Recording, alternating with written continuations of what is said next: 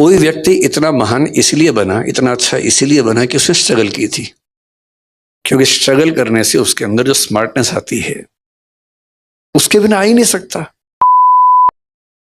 कहते कि आपने स्ट्रगल किया, हमने स्ट्रगल किया, हम चाहते कि हमारे बच्चों को स्ट्रगल ना करना पड़े। बहुत जेन्युइन सी फीलिंग है ये, केवल मनुष्यों में नहीं हर प्राणी में फीलिंग है कि उनके बच्चों को संघर्ष ना करना पड़े। तो हम भी ऐसा चाहते हैं, हर कोई चाहता है। लेकिन होता क्या है कि जो हमारा थॉट पैटर्न है, रियलिटी उसके ठीक विपरीत है। जैसे आप हैं, मैं हूं और बहुत लोग हैं जिन्होंने बहुत स्ट्रगल करके अचीवमेंट्स हासिल की। जब अपने बच्चों को सुविधाएं देते हैं, उनका लॉजिक क्या होता है कि बेटा हम तो लाइट भी नहीं आती थी, टेबल लैंप जलाते थे। टेबल क्या, वो जो डिबरी वाला होता था, ऑयल वाला जो लैंप होता था, लालटेन जलाते थे, उससे पढ़ते थे। तुम्हें तो एसी, पंखा, कूलर सब कुछ मिला हुआ है, इतने बढ़िया लाइट्स मिली हुई हैं, लाइट भी नहीं जाती है, जनरेटर भी लगा हुआ है। बेटा एक तो हमारे पुरानी पीढ़ी में सब पेरेंट्स का स्कूल नदी के उस पार ही था। हमारा स्कूल तो नदी के उस पार था। मैं परेशान हूं कि सारे स्कूल नदी के उस पार थे, तो लोग इस पार क्यों रहते थे? उसी पार रह रहे थे। पर सभी के पिताजी नदी के उस पार पढ़ते थे, और नदी पे पुल भी नहीं होता था। नदी पैदल पार करते थे, 10 मील दूर चल के जाते थे, फिर स्कूल में स्ट्रगल होती थी। ये हम सब ने सुना है। लेकिन उनके बच्चों को सुविधाएं बेहतर मिली, हमारे बच्चों को और मिल रही हैं। लेकिन जो सही लॉजिक है वो क्या है? थॉमस एडिसन को स्कूल के लोगों ने कहा कि ये पागल बच्चा है, हम नहीं झेल पाएंगे इसको, स्कूल से निकाल दिया उसको। उसकी माँ बड़ी समझदार थी, तो बच्चे को माँ लेके आई घर। बच्चे ने पूछा, मम्मी मैं स्कूल नहीं जाऊंगा कल से? तो बोली, हाँ बेटा। क्यों? तो उसने कहा, प्रिंसिपल कह रहे थे कि बाकी बच्चे तुम्हारे साथ चल नहीं पाएंगे। बात तो सही बोली, पर दूसरे तरीके से बोली। घर में पढ़ाया, 12 साल की उम्र में उसको सेल्समैन बना दिया। 14 साल की उम्र में वो टेलीकॉम ऑपरेटर बना पहली बार। जिज्ञासा पैदा हुई, रिसर्च करने लगा। करते करते उसने 20-25 की उम्र में, जिसको हम फोनोग्राफ कहते हैं, उसका आविष्कार किया। और वो आदमी जिसको स्कूल ने पागल कह के, मेंटली रिटार्डेड कह के निकाला था, 1078 पेटेंट उसके नाम पे हैं। ये वो बच्चा था, क्योंकि उसको स्ट्रगल मिली। जिसको स्ट्रगल नहीं मिलेगी कोई खास तीर नहीं मार पाएगा। सही बात है। इसलिए अगर आप चाहेंगे आपके बच्चों को सारी सुविधाएं मिले, तो एवरेज लोग बनेंगे, बहुत खतरनाक किस्म के लोग बनेंगे, इस पर के चांसेस कम है। तो तरीका ये है कि सुविधाएं दें, थोड़ा सा लिमिट करें, और कोशिश करें कि किसी एक मामले में फायर उनके अंदर पैदा हो। किसी एक मामले में उनको 10 ऑप्शन दीजिए कि भाई तुम्हें खेलना है तो 4 दिन ये खेल खेल के देखो, क्रिकेट खेल के देखो, फुटबॉल खेल के देखो। जिस खेल में उनका एप्टीट्यूड ठीक से काम करे, उनका मन भी लग जाए, उसमें आगे बढ़ाइए। जिस दिन आपके बच्चे को कोई फील्ड मिलेगी जहां उसका मन कर जाएगा, फिर ये चीज बीच में नहीं आएगी कि सुविधाएं हैं तो बच्चे आगे नहीं बढ़ रहे, फिर बढ़ेंगे। उनको इंटरेस्ट वैसा डेवलप होना चाहिए। तो आपके और मेरे लिए सलाह ये है, क्योंकि हमारे बच्चे उस स्थिति में है कि संघर्ष वैसे तो नहीं मिलेगा उनको, तो थोड़े और संघर्ष, थोड़ा हॉस्टल लाइफ जब मिलेगी, बाहर जाएंगे, 50 लोगों से मिलना जुलना होगा, वो होगा। एक ऐसी फील्ड चुनवा दीजिए जो उनके इंटरेस्ट की हो, और उसमें उनका मन करे कि मैं कमाल कर दूं, तो फिर आप पाएंगे वो सारे सिम्टम्स दिखेंगे जो हमें अभी नहीं दिख रहे। एक इसमें आखिरी छोटी सी बात मैं आप सबसे रिक्वेस्ट करूंगा। देखिए, मेरा एक बेटा है, एक बिटिया है, जो मतलब हमारे भाई साहब की बेटी है, हमारे साथ रहती है। दोनों बच्चे 17 साल के भी हैं, 18 के होने वाले। एकदम सामान्य बच्चे हैं, पढ़ने में भी सामान्य हैं, हर चीज में सामान्य है।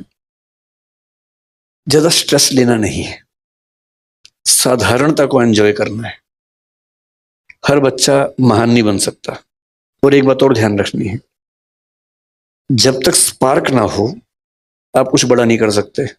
और स्पार्क हर व्यक्ति के जीवन में अलग अलग टाइम पे आता है। विवेकानंद जब तक रामकृष्ण परमहंस से नहीं मिले थे, वो स्पार्क नहीं आया था। वहां जाके स्पार्क आया, तब वो महान बने। महावीर स्वामी 30 की उम्र में घर से निकले, और उसके बाद 12 साल तपस्या की उन्होंने। भगवान बुद्ध 28 की उम्र में घर से निकले, आप पाएंगे जितने महान लोग हैं लगभग 28 से 35 के बीच की एज में वो महानता के पहले बिंदु पर पहुंचते हैं। और हम 13 साल में 14 साल में उम्मीद करें कि बच्चा कमाल कर दे। उस स्पार्क का वेट कीजिए, चिंगारी कभी तो लगेगी। वो चिंगारी जब लगेगी कमाल हो जाएगा, आप चिंता मत कीजिए, चिंगारी का इंतजार कीजिए, चिंगारी का माहौल बनाइए, घास फूस इकट्ठा करते रहिए ताकि चिंगारी आए तो आग लग जाए, बस हमारा उतना ही काम है। आपने थॉमस एडिसन का कहा कि वो सेल्समैन बना, सेल्समैन तो आप भी बने थे, आपने कैलकुलेटर बेचे। तो जब जिंदगी का आपका वो पड़ाव आया, जब आप डाउन एंड डस्टेड थे, तो वहां से कैसे उठे? मैं 16.5 की उम्र में डीयू में पढ़ने आया था और घर में कुछ ऐसी दुर्घटनाएं हुई कि मुझे 17.25 साल की उम्र से नौकरी करनी शुरू करनी पड़ी। जैन समाज में शायद सामान्य बात है, 15-16 साल में बच्चा गले पे बैठ ही जाता है आपके समाज में। मैंने सुना है कि ऐसी ट्रेनिंग होती है और ये ट्रेनिंग का बड़ा अच्छा तरीका है, क्योंकि जब मैंने पहली बार एक जैन को ये बात बताई, बोला हमारे तो होता ही है, इसमें क्या खास बात है। तो मैंने कहा हमारे नहीं होता भाई, हमारे लिए तो ये अलग बात थी। तो मैंने करीब 17 साल की उम्र में सेल्समैन की नौकरी की, कैलकुलेटर्स बेचता था उन दिनों। अच्छा टाइम था, खूब दुत्कारा जाता था। आप किसी को बेचने जा रहे हैं, वो खरीदने के मूड में नहीं है, आपका टारगेट है नौकरी बचाने के लिए, आप पूरी ताकत लगाएंगे, खरीद ही लो भाई। वो नहीं खरीद रहा है, खराब से बोल भी देगा, गालियां भी सुनेंगे ही आप, और उसके बिना मजा भी तो नहीं जिंदगी में, थोड़ा वो झेलना जरूरी है। तो मैं बहुत खुश हूं इस बात से। मेरे पेरेंट्स दुखी रहे लंबे समय तक कि जो तुम्हारा करियर बनने का समय था, हमने तुम्हें उस समय स्ट्रगल में डाल दिया। अब तो मेरी माँ नहीं है, 6 साल पहले उनका देहांत हो गया।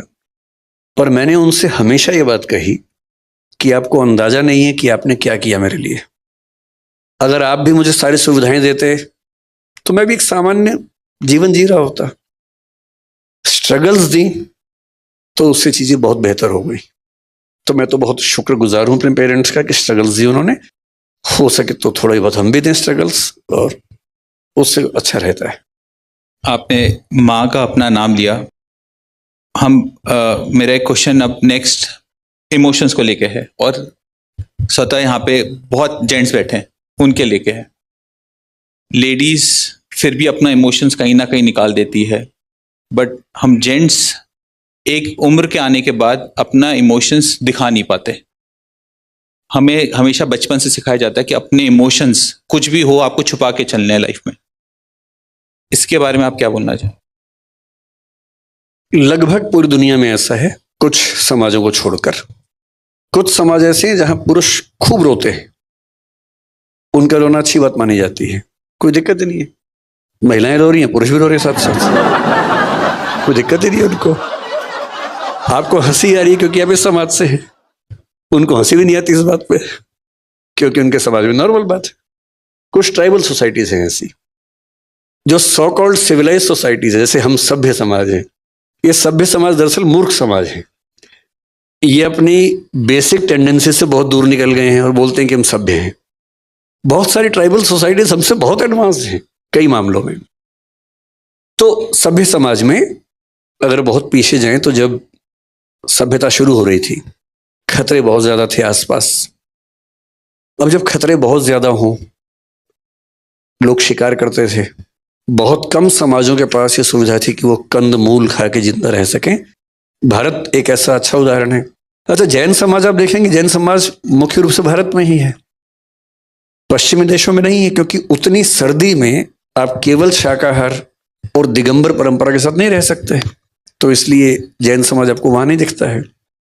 रेतीले देशों में, मिडिल ईस्ट में जैन समाज नहीं है, क्योंकि वहां शाकाहार से काम नहीं चलता है। तो शाकाहारी समाज जिसकी जिद है कि हम शुद्ध शाकाहारी, जो आलू तक नहीं खाएंगे, जो अभी कई चीजों की बात चल रही थी हमारी कि हम अदरक भी नहीं खाएंगे, हम हल्दी भी, जो हरी हल्दी नहीं खाते हैं, हम शक्कर जो और जिमिकंद वो नहीं खाएंगे। हम इस लेवल तक जब शाकाहार को लेकर चलेंगे तो सीधी सी बात है, आप उसी देश में रह पाएंगे जहां सारी ऋतुएं होंगी और अच्छी खेती होगी। वो दुनिया में बहुत कम देशों में होता था। ग्रीनलैंड में जैन समाज नहीं चल सकता, सीधी सी बात है, क्योंकि वहां संभव नहीं है सब चीजें।